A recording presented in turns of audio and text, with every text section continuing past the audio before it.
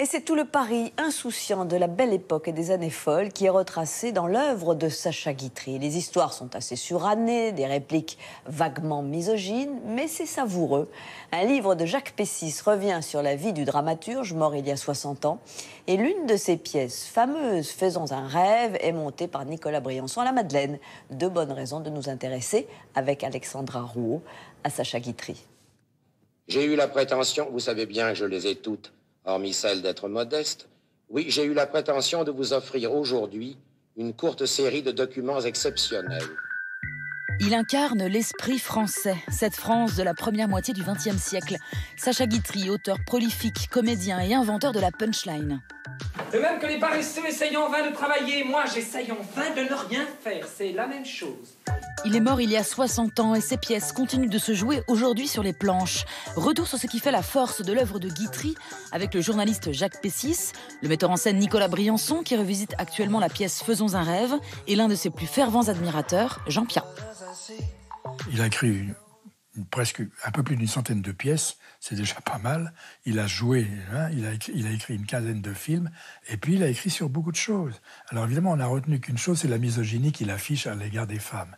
Mais à côté de ça, il dit faut-il qu'on les aime pour oser en parler ainsi ? Ça existe aussi, ça. C'est le plus grand auteur du XXe siècle. Ses textes étaient bien sûr liés aux femmes, liés à l'amour, liés à la vie, mais de telle façon qu'on retrouve dans chacune de ses pièces quelque chose qui nous touche, quelques générations qui se conçoit.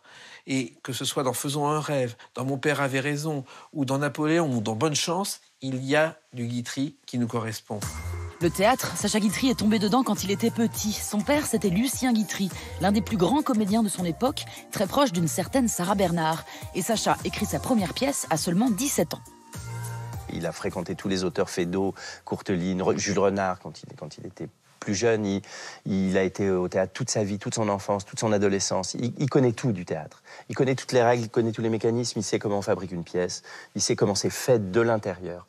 Mais avec tout ça, il oublie tout, ce qui est l'art, il efface et il part avec une liberté comme si personne n'avait jamais écrit de pièce avant lui.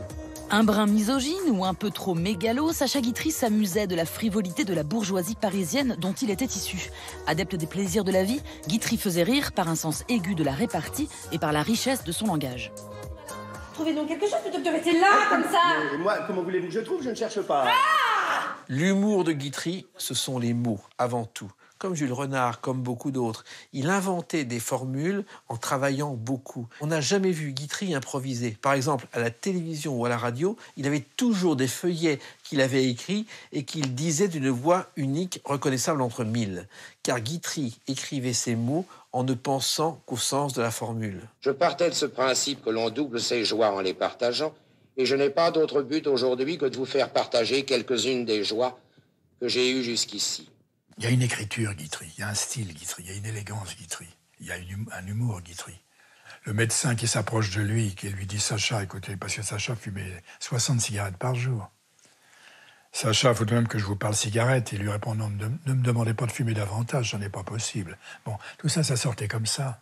Évidemment, il y a des phrases misogynes. Je me suis toujours demandé ce qu'on pouvait bien faire avec une femme en dehors de l'amour. On peut difficilement passer pour une phrase qui n'est pas misogyne. Mais néanmoins, elle est dite par un personnage qui est dans un moment d'anxiété parce que la femme qui l'attend ne vient pas.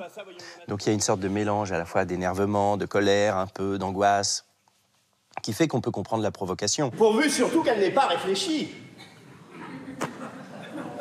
Car elles font des bêtises quand elles réfléchissent.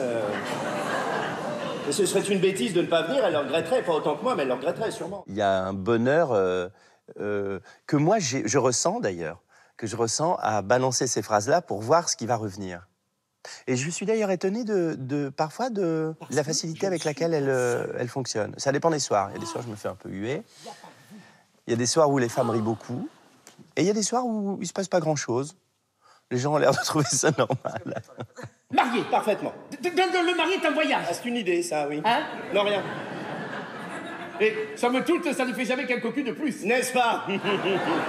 Je crois que ce goût de la liberté, ce goût de la légèreté, le tout dans une intelligence, oui, qu'on pourrait qualifier de française, entre guillemets, je crois que ça nous manque.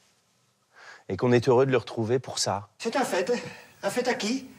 C'est même un fait exquis. Eh bien, devant un exquis fait acquis, il ne faut pas s'affoler. Qu'est-ce qu'il faut faire? Rien. Rien, il faut s'asseoir là, comme ça, et essayer de ne pas rire si on peut.